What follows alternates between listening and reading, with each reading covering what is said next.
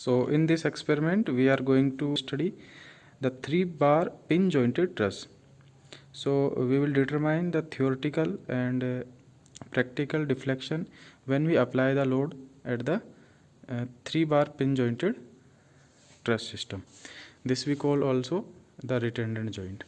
So when we apply the load here, what will be the vertical and what will be the horizontal deflection, that we will calculate practically and experimentally.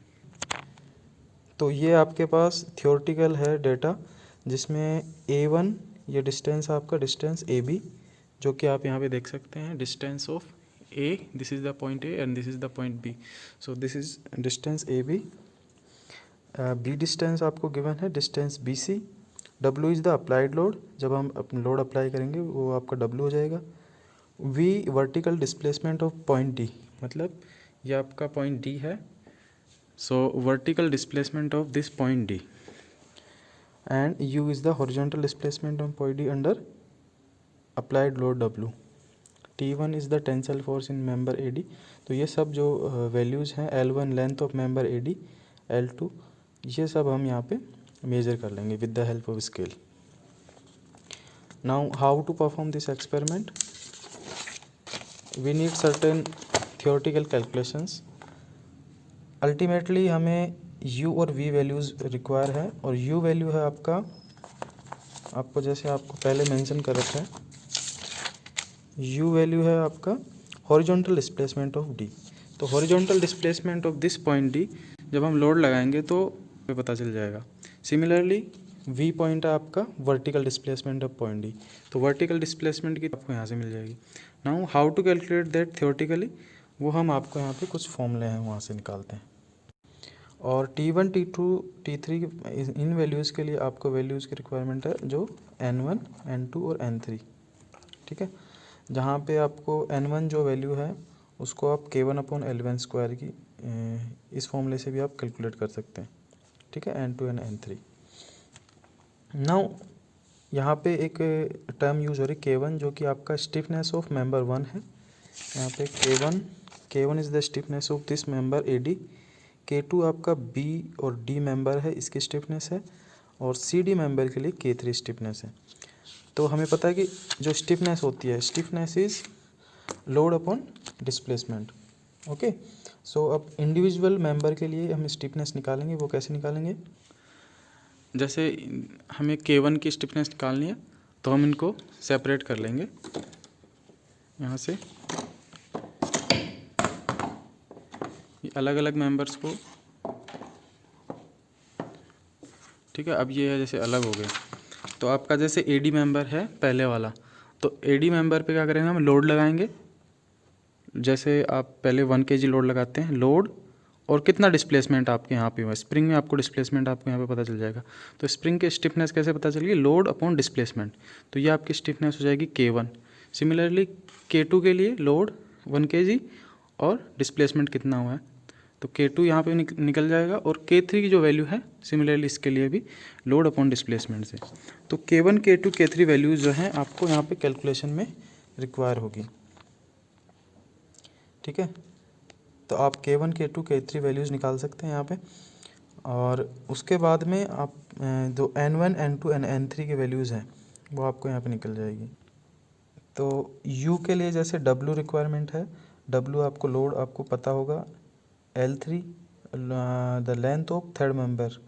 ठीक है, वो आपको पता है. N1, N2 आपको यहाँ से निकल जाएगा. A वैल्यू आपको पता है, A एंड स्मॉल b भी पता है.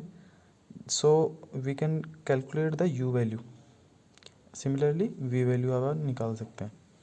ठीक है, तो कैलकुलेशन के लिए जो थियोरेटिकल कैलकुलेशन जो हम यहाँ से कर सकते हैं, और प्रैक्टिकल वैल्यूज जो है हम आपको यहाँ पे परफॉर्म करके दिखाते हैं. What will be the deflection in vertical direction and what will be the deflection in horizontal direction.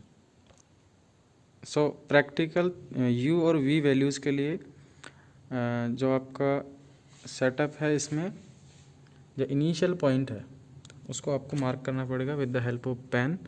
और जैसे हमने वाइट पेपर पेस्ट किया है, तो इनिशियल पोजीशन हम इसकी मार्क कर देंगे यहाँ पे. तो इनिशियल पोजीशन हो गई इसकी, जो हम यहाँ पे ये पॉइंट मार्क कर देंगे. नाउ अब जैसे हम लोड लगाते हैं इस हैंगर पे, जैसे हमने 1 kg लोड लगाया,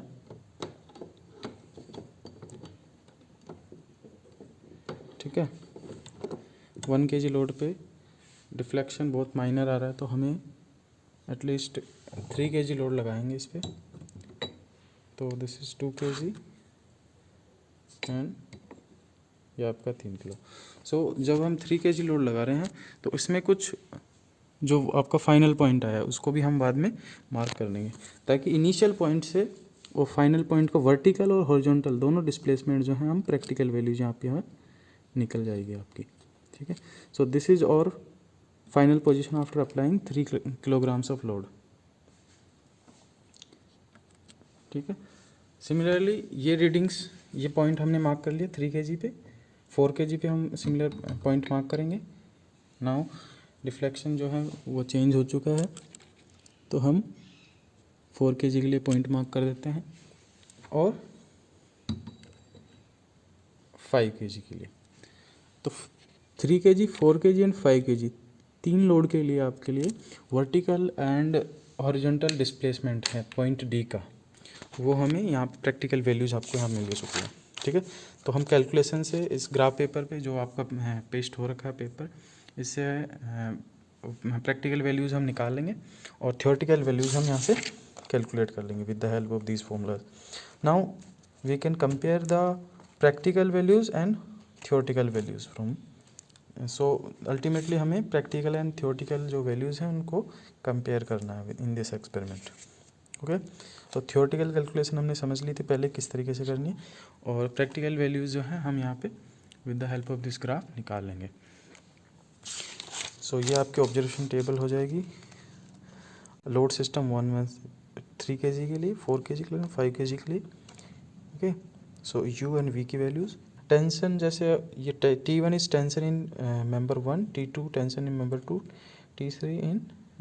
T3 जो है आपका टेंशन इन मेंबर 3। तो ये आप थियोरेटिकली कैलकुलेट कर सकते हैं। तो these value you need to fill in this table.